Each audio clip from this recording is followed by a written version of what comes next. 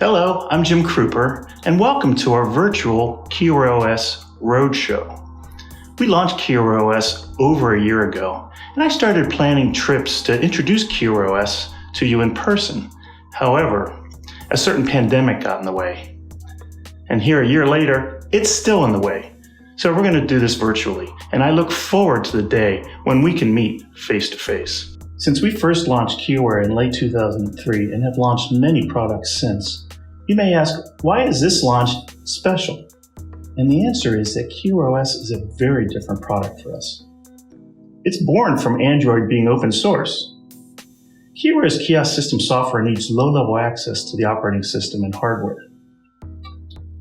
Previously with our Windows product, well, Microsoft controls the low-level APIs, so they're constant. It doesn't matter what hardware we run on. With Android, though, that's very different. Being open source, hardware manufacturers each created their own low-level APIs.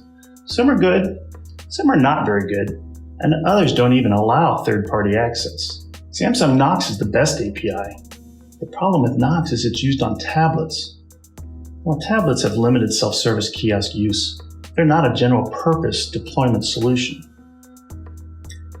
When we launched KioWare for Android in 2012, we really thought, since it's open source and it runs on more affordable hardware, that KioWare for Android would quickly outsell KioWare for Windows. But here we are, 9 years later, and KioWare for Windows still outsells KioWare for Android 3-to-1. Why is that? Now, it probably took longer than it should have, but I finally had a light bulb moment and realized the hardware is the problem. And of that, KioWare OS was born. So what is KioWare OS?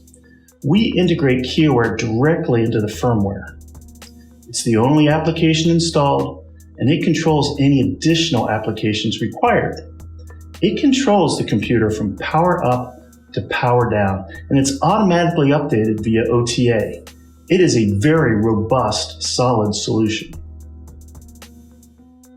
Now, KioWare OS, as I said, is installed in the firmware, so therefore it needs to be installed on hardware of our selection. And so what is how do we go about deciding what hardware to support? Well, the key here is that KioWare OS is not an off-the-shelf product that everyone is going to use. The primary target for KioWare OS are those who are creating custom solutions. So that means integrators, and it means OEM kiosk manufacturers. So that's our goal. That's who we want to be selling KioWare OS to.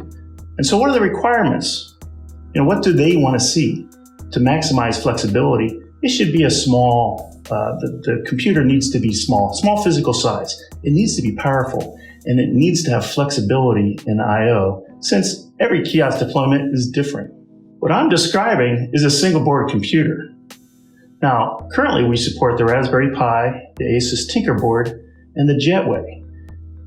Now, if there's another board you'd like us to support, do not be shy because we're happy to add it. The single board computer is basically a full-fledged computer that's on a tiny little board. It's about credit card size. It has USB ports. It has a 40-pin GPIO header. It has an HDMI connection, LAN connection, Wi-Fi connection, Bluetooth. It has it all in a small computer, a small circuit board. And in fact, come on around, let me show it to you. This is the Asus Tinkerboard, but you can see how it's this tiny, cute little thing, and it's in its own little case. But if you just wanted to mount the PCB by itself, you're absolutely able to do that. And now let's watch this Tinkerboard run KioWare OS.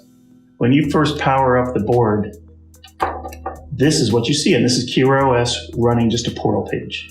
And it's just a page that lets you go to our website and so forth and so on. When you exit out of KioWare, in fact, I'm going to do that.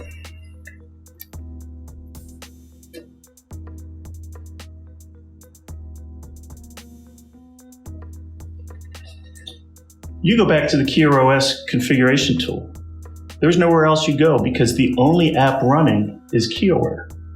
And if you're familiar with KioWare for Android, you'll see a lot of these. The configurations are basically KioWare for Android.